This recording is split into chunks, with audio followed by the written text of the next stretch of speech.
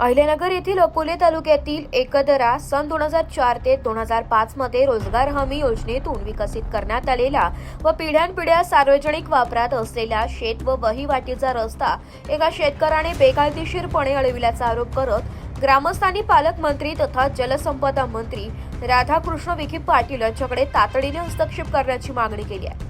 ग्रामस्थांनी दिलेल्या निवेदनानुसार संबंधित रस्त्याचा वापर अनेक वर्षांपासून शेतकरी, विद्यार्थी, महिला तसेच शासकीय यंत्रणा करीत आहे। मात्र सन 2024 मध्ये रस्त्याच्या खडीकरण व मोऱ्या दुरुस्तीच्या कामादरम्यान दीपक सखाराम भांगरे व देवराम सखाराम भांगरे यांनी रस्त्यावर अडथळे निर्माण करून तो बंद केल्याचा आरोप करण्यात आला आहे। त्यामुळे शेतीची कामे, शेतमालाची वाहतूक, दैनंदिन ये-जा तसेच आपत्कालीन सेवांमध्ये मोठ्या प्रमाणावर अडचणी निर्माण झाल्याचं ग्रामस्थांचं म्हणणं आहे।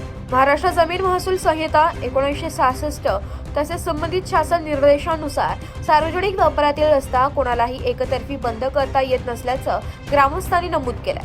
तसेच सार्वजनिक रस्त्यावर झालेले अतिक्रमण हटवून रस्ता कायमस्वरूपी खुला करण्याची मागणी केली आहे। याशिवाय रस्ता अडविणाऱ्या संबंधित व्यक्तींवर महाराष्ट्र जमीन महसूल संहिता व इतर लागू कायद्यानुसार कारवाई करण्याची, ग्रामस्थांच्या वाहतुकीसाठी रस्ता तातडीने सुरू करण्याची अथवा पर्यायी रस्ता उपलब्ध करून देण्याची तसेच महसूल अधिकारी व ग्रामपंचायतीमार्फत पंचनामा करून रस्ता खुला करण्याची मागणी निवेदनातून करण्यात आली आहे। सदर प्रकरण हे शेतकरी व ग्रामस्थांच्या मूलभूत हक्कांशी संबंधित असल्याने प्रशासनाने तातडीने दखल घेऊन न्याय द्यावा अशी अपेक्षा एकदरा येथील ग्रामस्थांनी व्यक्त केली आहे।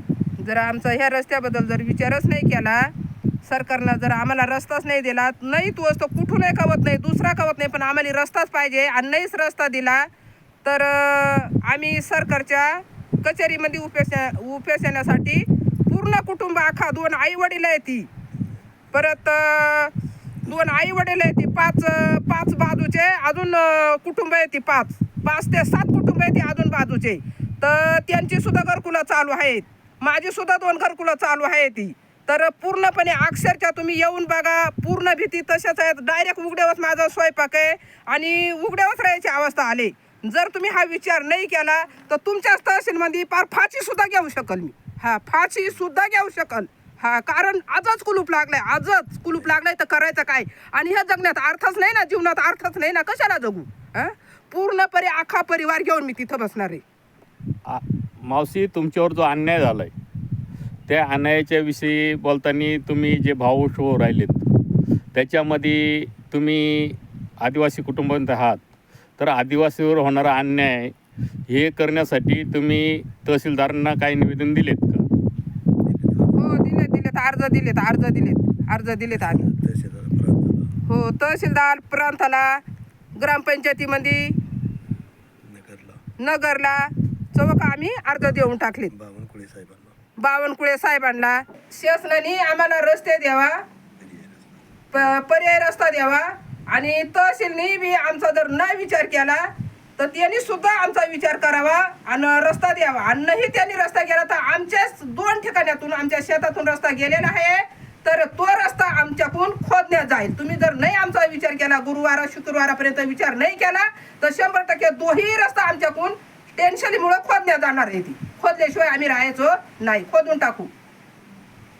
माझ्या स्वतःच्या वडिलांना आजारी झाले तर त्यांना अक्षरशः झोळी करून त्या रस्त्यापर्यंत नेले आणि त्याच्यात माझे 2 कुटुंब आहेत, 2 मुलं आहेत ती, अक्षरशः एखादा आजारी झाला, काय झालं ना, आईला आमच्या हप्त्याला डॉक्टर लागतोय, हप्त्याला तिला दवाखान्यात न्यायला लागतोय, तर मग आमची काय परिस्थिती आहे? मग तुम्ही हा विचार केलाच पाहिजे। नाही तुम्ही हा विचार जर केला तर तहसीलमध्ये आम्ही पारी येऊन उपोषणाला बसू आणि नाहीच आमचा विचार केला तर आम्ही तिथंच फाशी घेऊन संपून घेऊ। आम्हाला घर नको ना, दार नको ना, काहीच नको। हो, रिपोर्ट नाशिक लोकशाही न्यूज, अहिल्यानगर।